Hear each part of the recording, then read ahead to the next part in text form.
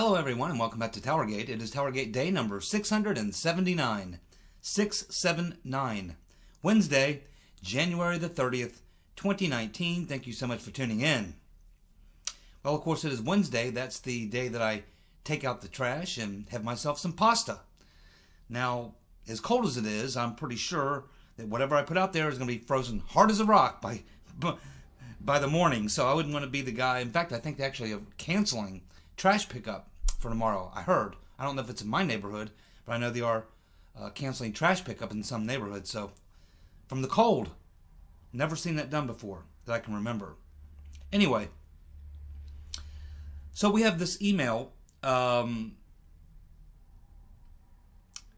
someone discovered from it was obtained by the Daily Caller. And this email was from some establishment Democrat talking to other establishment Democrats in New York. And it appears that the Democratic National Committee is searching for a Democrat, establishment type Democrat, to primary OcasioCortez in 2020. They're sick of her already. She's causing a lot of problems. I knew that wouldn't take long. She's about to find out about her beloved Democratic Party and how they operate. It's a top-down party. And they don't like it when freshmen come in and start acting like seniors. When I was in high school, that would get you your head flushed down the toilet. But in her case, it will get you primaried. And that appears to be what is going on behind the scenes. And of course, she heard about this and she tweeted about it. And so, you know, she better watch her flank.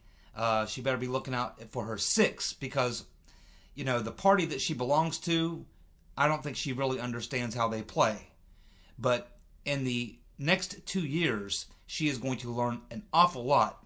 And one of two things will happen. Either Marty Feldman, OcasioCortez, will either submit to the will of her party, she'll keep her mouth shut, she'll do as she's told, and they might let her stick around, or she will continue to be a nuisance, and they will get rid of her, by hook or by crook. Ask Bernie.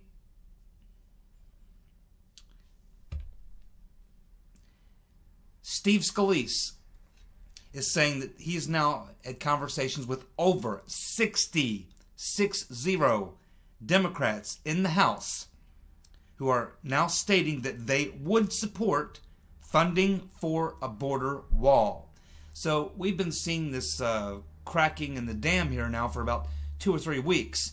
Every day it seems like you hear about 2 or 3 more Democrats who come out and say, hey, you know, I mean, I have no problem with some areas of the border, having a border wall or fence or whatever. That's fine. So the hard line by Pelosi and Schumer, too many Democrats are now defecting. I don't know what the numbers are in the Senate, but we know that the other day Mark Warner came out and said that he didn't have that big of a problem with the wall. So, you know, there's a deal to be had here, and everyone knows it. But Pelosi and Schumer are trying to play the hard line. It's a losing strategy, but I think they're so dug into it, I think that they can't back out. But these other Democrats across the country in red states and swing states and border states, they're not stupid. They're not stupid, and they know that you can't tell people a border wall is immoral, or we can't afford it, or any of this other type of crap. Nobody believes that. So, as I said last night in last night's video, I still think Trump is going to have to use some sort of executive authority to tap the funds to build the wall. But I wouldn't be 100% surprised if they did find enough Democratic votes to get border wall funding done. And in return, DACA, the DACA kids, the Dreamers, would get a little something, and Democrats would get a few other things that they want. So there's a deal to be had there, and many Democrats realize that Trump's not asking for anything unreasonable. And right now, it's starting to look like every man for himself, just depending on what your voting district is, whether or not you're up for re-election in 2020, and all these sorts of things. It's becoming really personal politics to each district now, and for each politician. And obviously, with 60 Democrats moving away from Pelosi in the House, we don't know about the numbers in the Senate, but that tells us a lot. It tells us that it's finally starting to get to a lot of these Democrats who are getting contacted by their constituents in their districts, who are telling them, hey, stop playing this silly game. So, again, I mean, I still think the odds of them reaching a deal are probably less than 50-50, but it's possible that there could be a deal reached, which would give Trump at least $5 billion for the border wall and give something to the DACA, the Dreamers, or what have you. So there's still a deal there, and we still have about more than 2 weeks before we get to February 15th. And in 2 more weeks, we don't know what the number of Democrats would be. And they could certainly bring enough pressure on Pelosi to bring it up on the floor for a vote. And if it passed in the House, I think, and enough Democrats voted for it in the House, and it made it to the Senate, I think it would put a lot of pressure on some Democrats in the Senate as well. And you just may see them get the numbers. They don't need that many Democrats in the Senate. If all Republicans are there and they're present and they vote for it, and I think they're likely to get at least 52 of the 54, then they would only need like 6 Democrats there. So I think it's doable. I don't think it's a complete lost cause, and I don't believe, like a lot of people, that Trump is absolutely 100% going to have to use emergency powers or whatever. I don't believe we're 100% there. I think it's probably not 50-50, but I think it's reasonable to expect that by the time the 15th comes, in about 2 weeks, that they could find the votes, especially as we get closer to that date and the pressure mounts on a lot of these Democrats. So, I think right now we have to just keep watching this, and the progress is moving in our way, and I should say in Trump's direction. That more Democrats are coming forward. So we'll just have to keep watching this. I think it's a day-by-day thing as we see more defections. And again, I would not be surprised to see if they have a vote in the House and maybe even the Senate. I don't know it will pass, but I bet it will be closer than a lot of people think. And I think it's not going to be that far off. And of course, we'll have to wait and see. Trump, of course, will be giving his State of the Union about 10 days before that. And of course, he's going to focus a lot on the border wall and the deal and everything like that. And there'll be a lot of Hispanics watching that, and they can bring a lot of pressure as well. So, the game is not up by any stretch. And as I said in yesterday's video, we can see how the long game is moving toward Trump and playing in his favor. And I think it could very likely be another fairly substantial win for Trump on this issue. And of course, on Kamala Harris, who started her political career in the bedroom of Willie Brown, we can see that the Democrats are being pushed so far to the left. She's courting, Kamala Harris is courting the same donors, the same crowd. She's really going after Hillary's money people. But look where she is on these issues. She's talking about climate change being number 1 or number 2 on her list of priorities if president, and number 1 or number 2 also, Medicare for all. These Hillary Clinton was debating Bernie on Medicare for all and telling him it's not really possible. She did talk about climate change, but when you looked at all the money that the Right Reverend Clinton took from those types of interests in the energy business, no one really believed her. So it's really strange too, because in the last 2 elections we saw where healthcare is an issue was number 1, number 2 in the last 2 elections, which is why I say the Republicans better get busy and come up with something for 2020. But I don't think people are looking for Medicare for all. And so, when you look at these 2 issues, climate change, Medicare for all, these to me appear to be losing issues in the places where you have to win the Electoral College. Now, obviously, they'll be very popular in New York and California and Washington and Oregon and Connecticut and places like that, Vermont. But you're not going to win a presidential election unless you can win.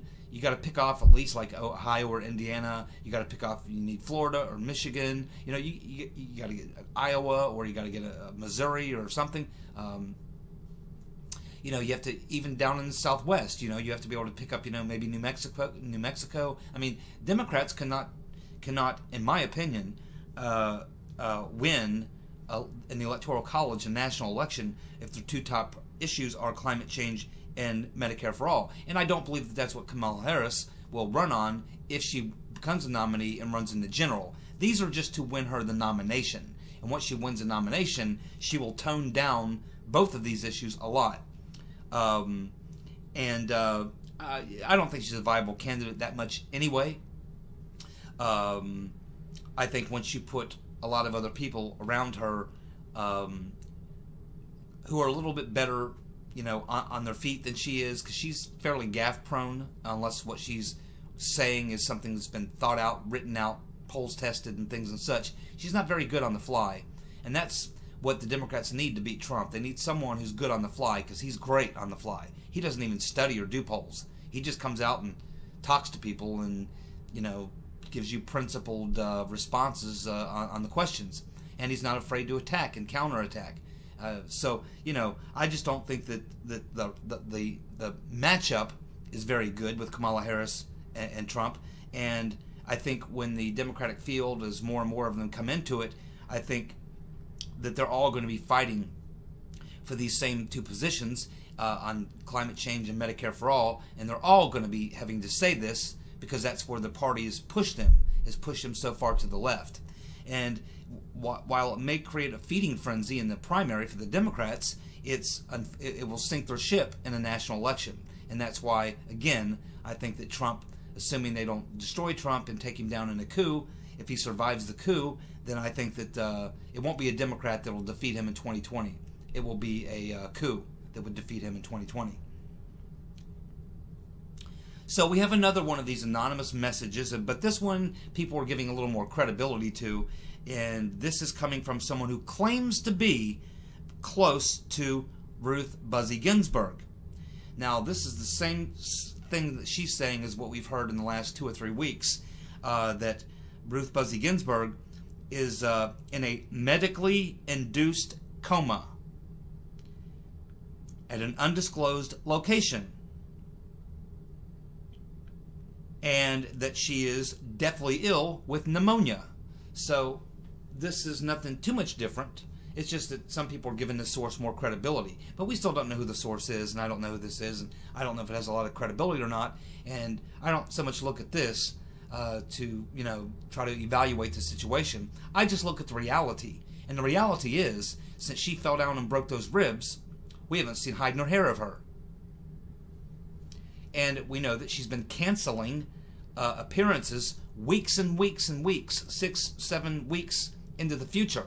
She's canceling almost her entire schedule for the next month, 2 months. So when you're canceling things 6 to 8 weeks out, and you're recovering from, a fall where you cracked a few ribs, something tells me it's a lot more than cracked ribs that you're, even after having the surgery or whatever, or being repaired, that your recovery time for cracked ribs, that she's not well enough in 6 to 8 weeks that she expects she'll be able to give a speech or make the appearance. There's got to be something a lot more going on. And I do believe that probably it makes really good sense that she would have contracted pneumonia. But this takes it a little bit farther than that, saying that she is in a medically induced coma, and that they are doing this, and that this is being really controlled and manipulated by high-powered DNC people, Democrats, high-powered Democrats, because they cannot bear the thought that Trump would get another Supreme Court pick. And so the allegation that's being made in this I don't know, letter or an email or what it was, but it appears that the argument she's making is that Democrats, high-powered Democrats, are going to try to keep Ruth Buzzi Ginsburg alive in a medically induced coma until 2020. I just don't see how they can possibly how they can do that. They might be able to keep her out for another 3 months or so, but by the time we get to the spring, we get to March, April, if we still haven't seen hide nor hair of Ruth Bader Ginsburg, I think that she's, the issue is going to come up, and she's either going to have to show her face or make a statement or do something. She can't continue to be just completely out of sight for this period of time this long without somebody smelling a rat and thinking something's really up. Some people think she's already dead. I don't believe she's dead, but I certainly believe, they can keep you alive for a very, very long time in the hospital. You know, what they have these days, unless there's something really, really bad wrong, they can basically keep you alive just by pumping stuff through your body. They can keep, you might be brain dead, but they can keep your heart beating for a long, long time. And so I don't know what to believe at this point, but what my eyes tell me and what common sense tells me is we haven't heard from her in quite a long time since she fell and broke the ribs. She's not going to be, you can guarantee she's not going to be at the State of the Union, so you are going to see that empty seat at the State of the Union. And that's going to cause people to start raising the question, you know, Ruth Bader Ginsburg wasn't there. Where do you think she is? Has anyone heard from her? I mean, we're not really getting very much, you know what I mean? And normally in the past, she was pretty good about communicating to the media or to the public when she had an issue. You know, she kind of kept us abreast of what was going on with her, and she was back in the saddle usually pretty quickly. But in this particular case, she's been out for quite a while now, and we're not hearing anything from her, leading me to believe that she's simply not capable of making a statement, that she's not probably conscious and able to make a statement. So, you know, I don't want to jump on any wild conspiracy theory trains here, but common sense tells you that there's something a lot more going on than recovery from some cracked ribs. It's been long enough. I've had broken bones that I've recovered from quicker than her cracked ribs, and I've realized that she's, you know, 85 years old. But still, you know, it doesn't. Something's different this time. There's something different about this time. So I don't know if any of you have any more information on what may be going on with Ruth Buzzi Ginsburg. You know, be sure to put it in the comments section. We'd all be interested to know. But we continue to get these rumors that she's got pneumonia and is in, you know, not very good shape. Let's put it that way. So there you go. Jeff the Flake says he will not challenge Trump in 2020. Did anybody think he was? He would have been embarrassed. Embarrassed. And he knows that. He admitted that. Besides, he's got a new gig on CNN.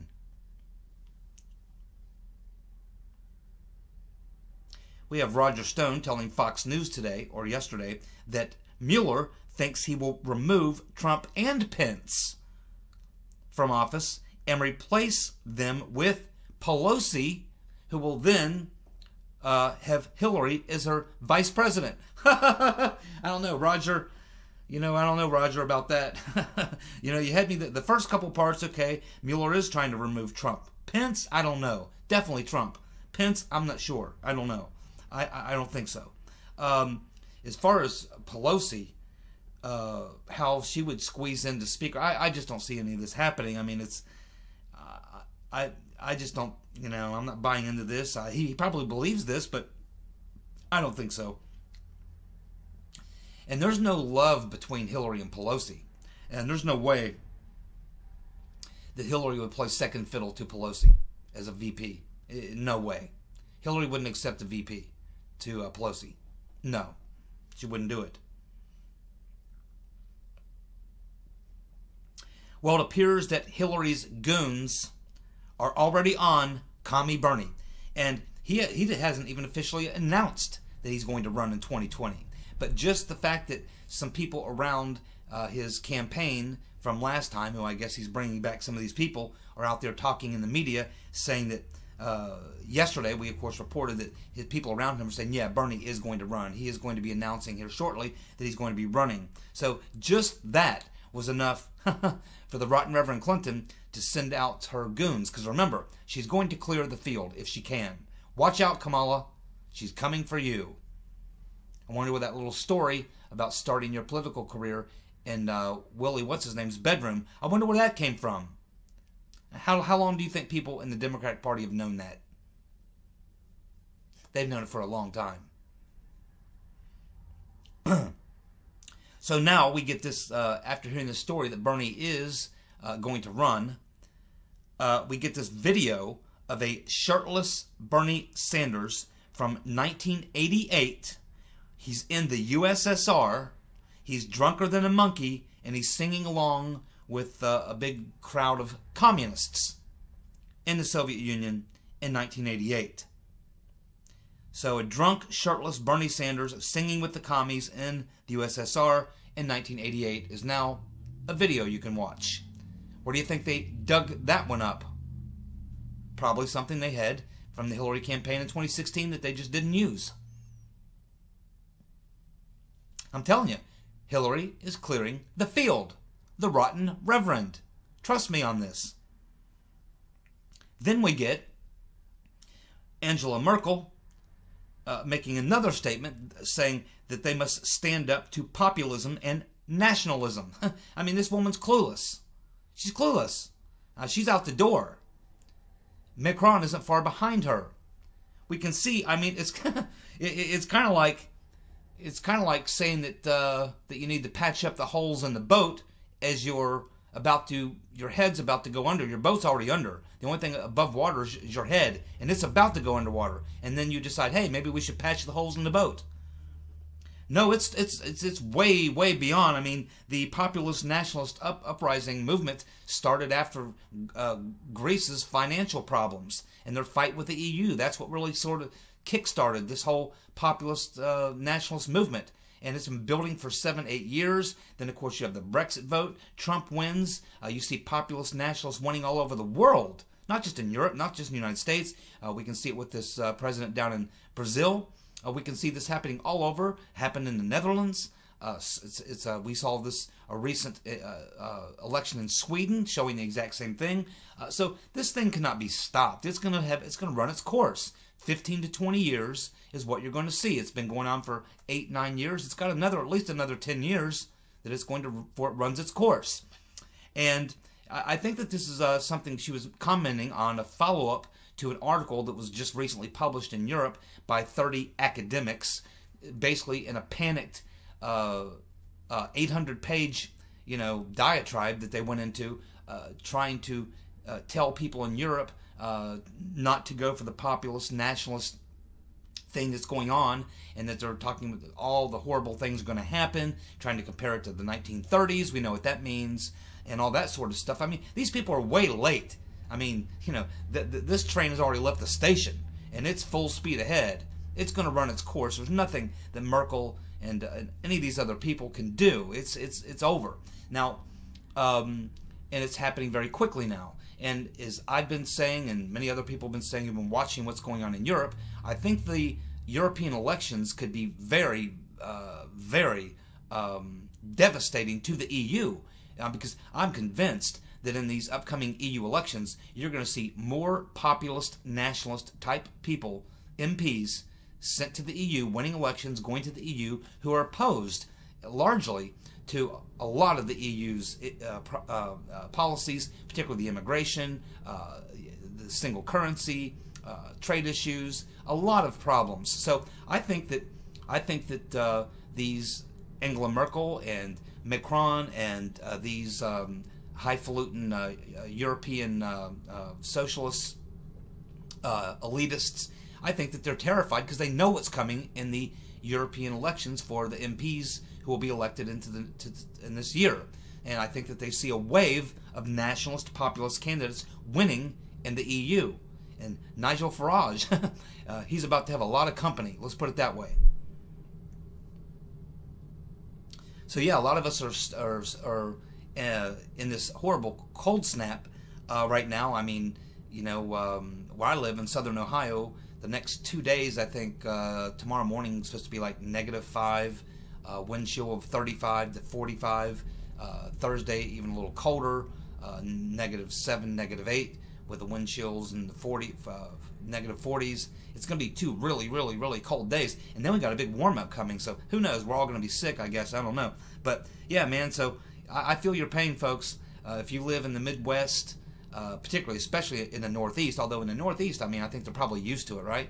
But for those of us who live, like, in southern Ohio, Kentucky, Virginia, Indiana, well, we're used to like temperatures like, in the daytime, in the wintertime, in the 20s, maybe get down and maybe some single digits at night, but not too often. But we're not really used to high temperatures of -5 and 40 degree wind chill factors and things like that. So it's going to be a real brutal day, and then the next 2 days will be a lot of probably broken pipes, broken water mains, many people are going to find certain types of industries, like in the industry we're in, we have large compressor units that are outside that manage the cooling and heating in our facility, and I think our unit is set for default set to 14 below. If it goes below 14 below, our system shuts down, and a lot of these large compressor systems are like that. So I think that there's just going to be a lot of problems the next 2 days. They're going to be very challenging. You know, it's very challenging anyway when the weather's that cold. Everything that you're trying to do is just so much harder to do, especially if you got snow and ice to go along with it, and all these other things. So, hey man, we're all just going to hang in there, but you guys stay safe and try to stay warm. Try to have a backup plan if you can. Run a little bit of water through your faucet at night if you have to. Open up the cabinets where your pipes are. Try to get some heat in there. You know, do what you can, and hopefully we'll get through this next couple of days of the cold spell. And then it looks like a lot of this Arctic air is going to push off to the East Coast, and it looks like we got some pretty warm air coming in for the first couple of weeks of February. And if we can make it, like where I live, if we can make it into about the latter part of February, once we get pretty much into the latter part of February, we don't see too many more Arctic systems, and when they do come down, they don't take us down into the below zero range. But it's going to be a couple challenging days for everybody, and I know a lot of you are in the same deep freeze that I'm in, so I can certainly feel your pain.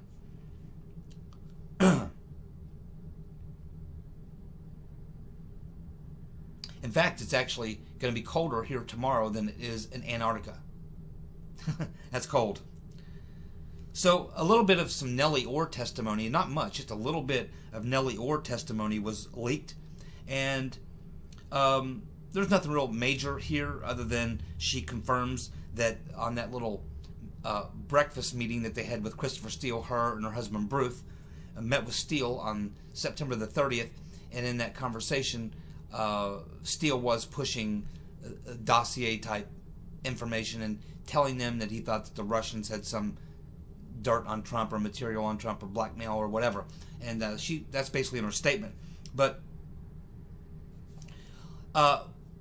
what they say here is that pretty much her testimony corroborates pretty much what her husband said, and that shouldn't surprise us. I mean, it's her husband. I assume that they got together and got their story straight, so at least ways they could have their story straight together, because if you look at everyone else, from Brennan and Clapper and Comey and McCabe and Strzok and Page and all the rest, you cannot build a timeline on their statements. You try to take their statements about when they heard about the dossier, when they started using the dossier, it's all over the place.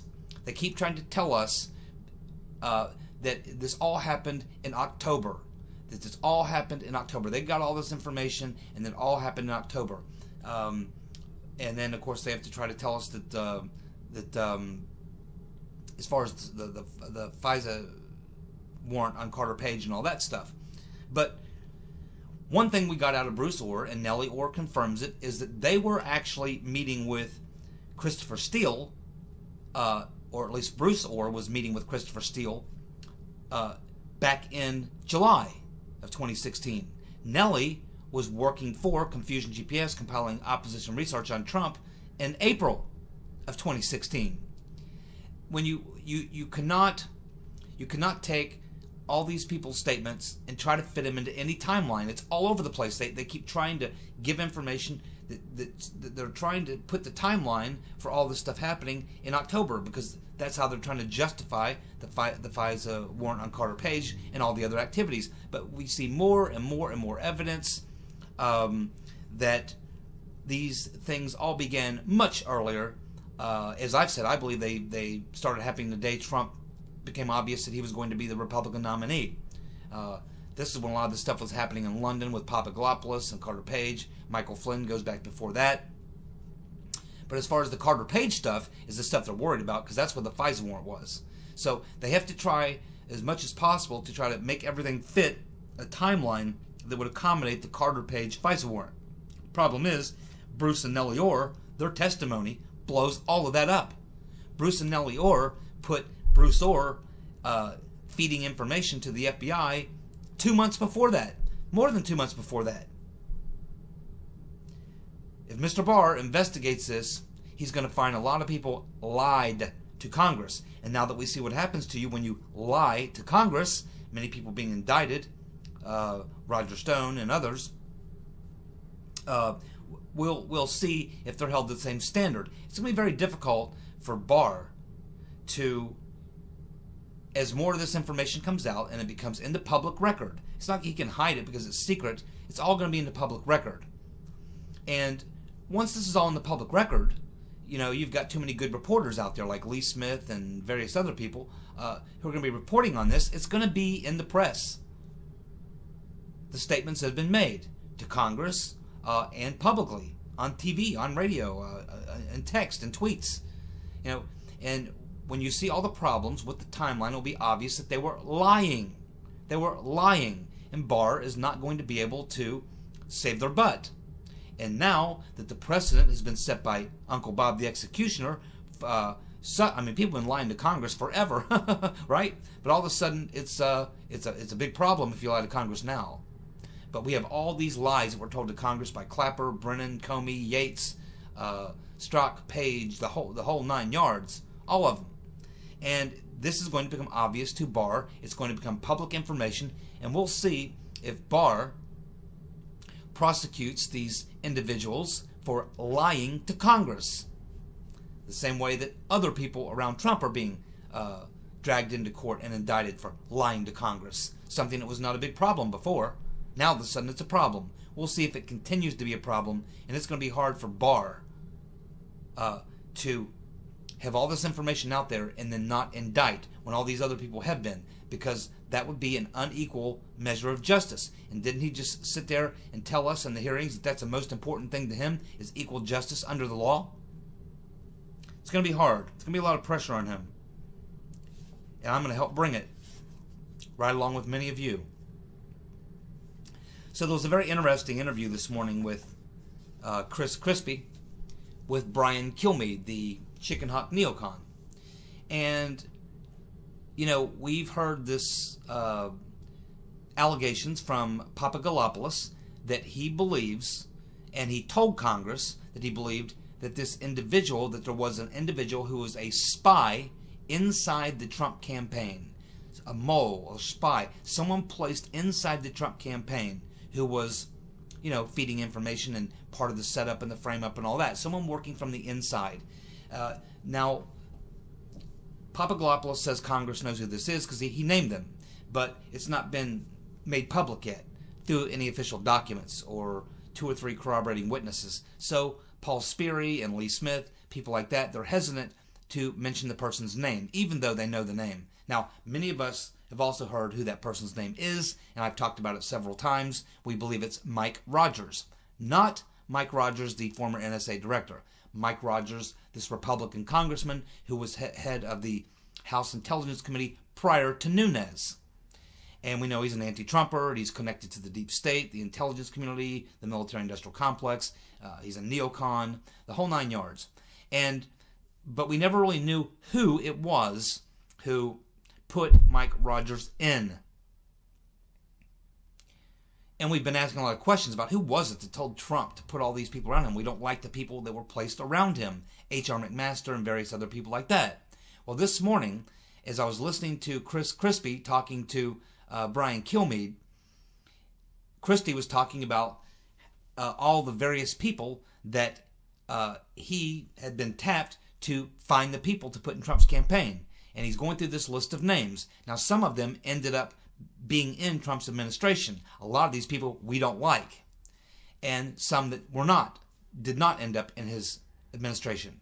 One of the people's names he mentions that did not end up in the administration, but ended up on the campaign team, was Mike Rogers.